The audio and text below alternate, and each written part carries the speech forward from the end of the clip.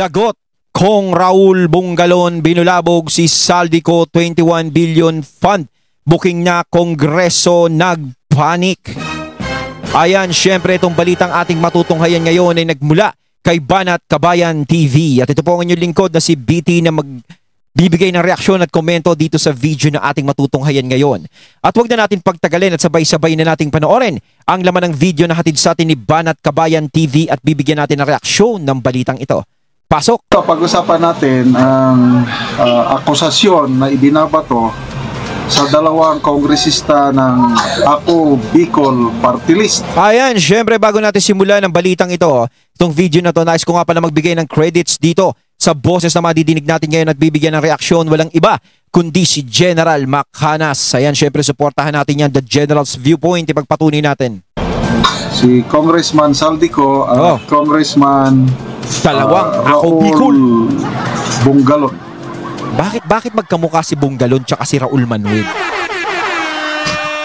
Kita nyo mga katunay, ispatan nyo lang yung mukha, no? Pati sa salamin, sa pisngi, diba? Parang medyo nag-iba lang sila sa kulay. Ito, post ng The Manila Times. 1 hour ago. Pareho na sila ng mukha, pareho pa sila ng utak. Basahin ko. Legazpi City. Tabaco City Mayor Crisel Lagman has accused Ako Bicol Party List lawmakers Elizalde Co and Raul Gil Bungalon of diverting 1.12 billion in the 2025 General Appropriations Act intended for the development projects in the 1st District of Albay and pushing for the 750 million infrastructure projects. Nakuha, lahat ng mga nasangkot sa panggigisa kay VP Sara nagkakaroon na ng matitinding issues. Napansin nyo mga katunay? Parang nagba-backfire lahat ng mga ginagawa niyo sa mga Duterte. 'Di ba? Kung kayo hindi niyo napapansin, kami napapansin namin. 'Di ba? Kaya nga sinasabi natin hindi natutulog ang karma. Parang nakukuha niyo yung karma. 'Di ba? Nakakala niyo naman pagkalinis-linis niyo, no? Kung bumira kayo sa mga Duterte, parang wala kayong bahid na kahit na anong issue. Kaso ito, nagkakaroon kayo ng issue. Totoo man yan o hindi. Naku. Diba? Mabibigat yan. Leading to a beach property owned by the Co family. Hey, so Lagman. Anak ito, itong Tabaco City Mayor Crisel Lagman, anak ng yumaong Congressman Edsel Lagman. So, I am not sure kung magkalaban sa politika ang Lagman clan at saka itong Saldico Bungalon Party List. I'm not sure. But alam nyo naman, dahil election period ngayon, ito na, parte na ito ng batuhan ng akusasyon. Oo, yung election period na yan. Wasakan ng pagkatao yan, alam naman natin sa election eh. Diba? Labasan ng baho yan. Kanya-kanyang depensa ngayon sa sarili yan, diba? Kanya-kanyang siraan sila niyan. O buti pa nga ngayon, mga ganyan-ganyan pa lang. Hindi pa nga natin alam sa 2028, siguro mas matinding siraan yung mangyayari doon. No? Medyo dito, medya-medya pa. At least, ipinablish dito sa Manila Times, kaya isinare ko rin sa inyo kung gaano ko totoo na i-divert. Okay, diversion, Diversion. Infrastructure projects leading to a beach property. Hindi naman nakalagay dito sa Manila Times article ano yung infrastructure projects. But opinion ko, analysis ko lang ito, baka kalsada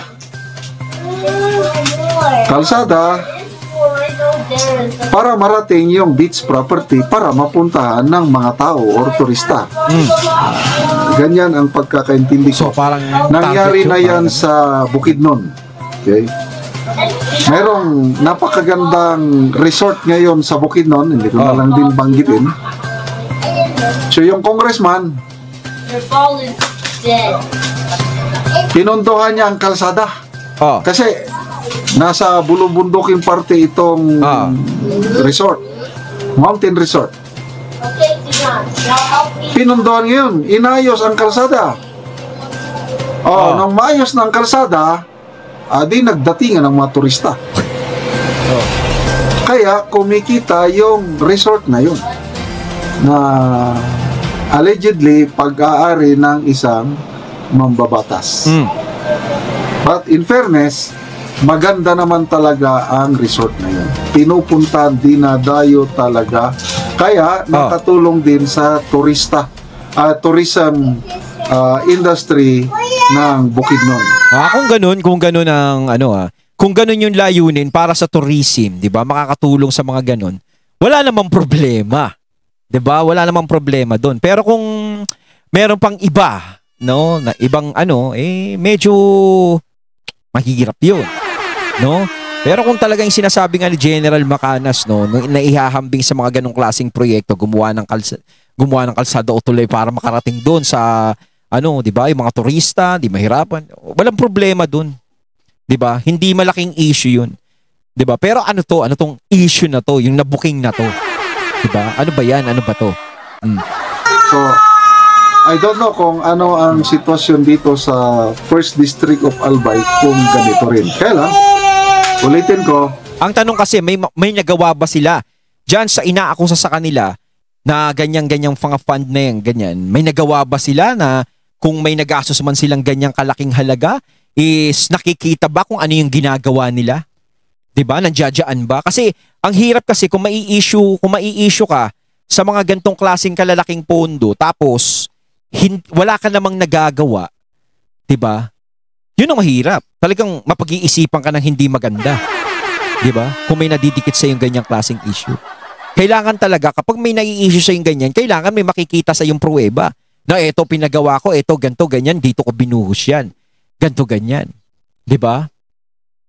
Dahil panahon ng politika, baka parte ito sa batuhan ng puti. So parang kasi sinasabi dito na parte lang to ng siraan. Parang sinasabi na hindi totoo, baka maaaring totoo, hindi.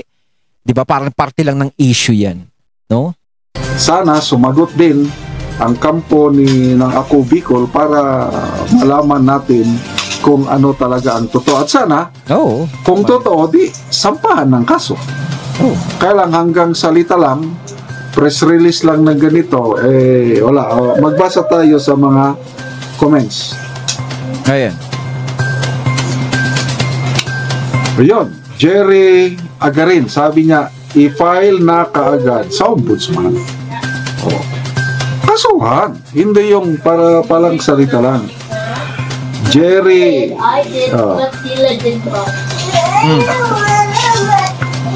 Noel Rupa, plunder is waving, kaya gusto ko humaba buhay ng mga kawatan na makita man lang mga taong pinagnakawan nila makulong hanggang sa huling hininga nila. Mantakin mo yung mga kasalanan nila, no? Kay VP Sara lahat nila itinatapon eh. No? Kay VP Sara lahat ibinibintang. No? Pero may mga issues silang ganyan. Kasi parang ang tingin nila kay VP Sara, si VP Sara na yung pinakamasama, pinakakorrupt sa lahat. 'Di ba? Kahit naman yung ibang mga antay kay VP Sara, ganun eh. 'Di ba? Nagbubulag-bulagan lang sila dun sa iba, no? Dun sa iba na umaako sa kay VP Sara na mayroon ding mga isyung ganyan. Yan ang hirap, yung baho mo nililipat mo dun sa iba. 'Di ba? Na dapat ikaw ang mag-ayos niyan. 'Di ba? Hirap naman 'yun. Madumi bahay mo tapos yung kalat mo ilalagay mo lang sa tapat ng kapitbahay mo. 'Di ba? Parang ganun yung nangyayari ngayon eh. Kitty Duterte FC, sabi niya, ang daming trolls sa Inisalde dito. Ha ha ha. Napansin ko nga kasi binasa ko ng mga comments. Nako, nagko-comment mga tao. Dinidepensahan si Saldico, kailang ang mga followers nila 26, 30, makikita mo Apek talaga yun. yung trolls. Salve Kapanis Red, sabi niya, tang na Saldico, hindi pa maubos ang lahi mo. Dami nagagalit kay Saldi ko yun. Tinanggal na, no? Resign na, dahil pa rin galit eh. No? Gilsted John Adams, si Saldico pa, idol niya si Speaker sa mga ganyang strategy. Maraming gumagawa tulad niya sa mga congressman. Yung mga bata talaga ni Speaker, ang dami niyang tagahanga eh. No? Talagang, ewan ko ba dito kay Tambi? Grabe yung sandatahan mo, no? Parang simula nung naging speaker siya, no? Kayo mga katunay napapansin nyo, simula nung naging speaker siya, nagkaroon ng mga ganito katitinding issue, no? Puro sa mga budget, 'di ba? Ubus pondo ganyan pa. 'Di ba? Masyadong dikit na dikit sa kanya yung mga issue na ganito. Pero dati naman, no, kahit medyo hindi natin gusto yung administrasyon dati, yung mga dumaan, no, hindi naman nagkakaroon ng ano eh. No, pwera yung kay PRRD ah. Siyempre ako gusto ko yung administrasyon ni PRRD. Yung iba, 'di ba, yung mga dumaan, hindi naman sila nagkakaroon ng matitinding issue na ganito. Pero talaga ngayon yung government natin ngayon sobrang tindi ng issue. Puro sa mga budget issue, sa pera talaga. 'Di ba? Kaya minsan nag-iisip ka, maghuhulog pa ba ako ng buwis? 'Di ba? Parang nakakahinayang no, kahit magbigay ka lang ng piso. 'Di ba? Tapos ganyan lang yung ginagawa nila. 'Di ba? Na buong akala mo nakakapag-ambag ka sa Pilipinas. Pag nagbabayad ka ng buwis, nakakapag-ambag ako. 'Di ba? Nakakatulong ako sa bansa natin. Ganun tayo, kaya tayo nagbabayad ng buwis eh. Eh hindi, parang ang maiisip natin ang nangyayari. Nagbabayad kami ng buwis, nakakatulong kami sa inyo para yumamang kayo. 'Di ba? Joe Abraham, lumabas na ang katotohanan ng korupsyon. Oh. Boyet. Tama nga si BP Sara, ang pera ng taong bayan ay hawak lang dalawang tao. Yun lang. Martin Romualdez at Saldico. Kitty Duterte, labasan na ng baho na. Kay BP Sara ang huling halakhak. Ha ha ha. Yun, totoo yun. Kay VP Sara talaga ang huling halakhak. Kaya kita mo lahat ng ginagawa nila ngayon, halos tumatalbog-talbog lang. 'Di ba? Lahat ng ginagawa nila kay VP Sara, hindi hindi umaayon sa kanila eh. Kay VP Sara pa rin umaayon yung pangyayari. 'Di ba? Gaya niyan, minadali nila yung impeachment kay VP Sara. Nagsipirma sila pero hindi naman, tinutulan din ng Senado. O ngayon naman, may nai-issue naman ngayon. ICC daw, hulihin na si Duterte. Asus ko. Talagang ginagawa nyo lahat, no? Para mawala yung mga Duterte.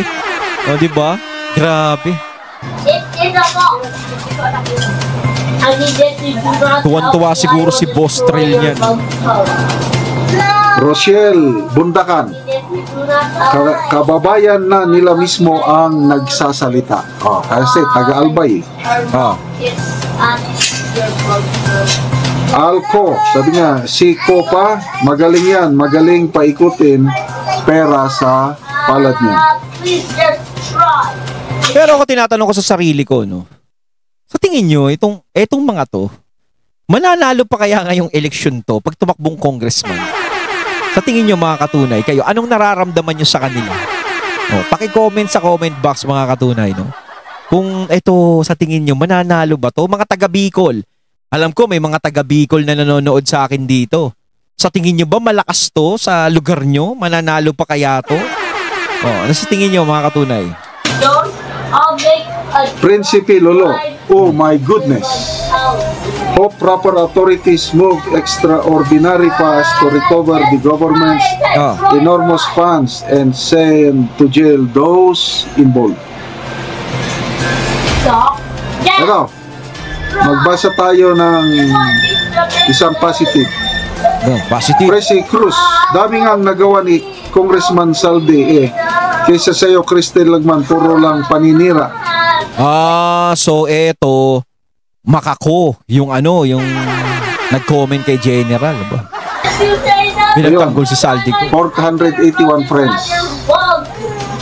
Anyway, again, kasama yan sa laro sa politika, patuhan ng putik. Hindi mawawala yan. Bahala Kaya na ang pinaka-solusyon lang dyan, sagutin nila kung ano yung inaakusa sa kanila. Yun yan. ng mga taong bayan kung maniwala o hindi. Ayon, at ating natunghayan ng video na nagmula kay Banat Kabayan TV at syempre natunghayan natin ang boses na yun na nagmula kay General Macanas. Kayo mga katunayan, anong masasabi niyo tungkol dito? Comment lang po kayo sa comment box. So once again, I'm BT and I'm out. Peace.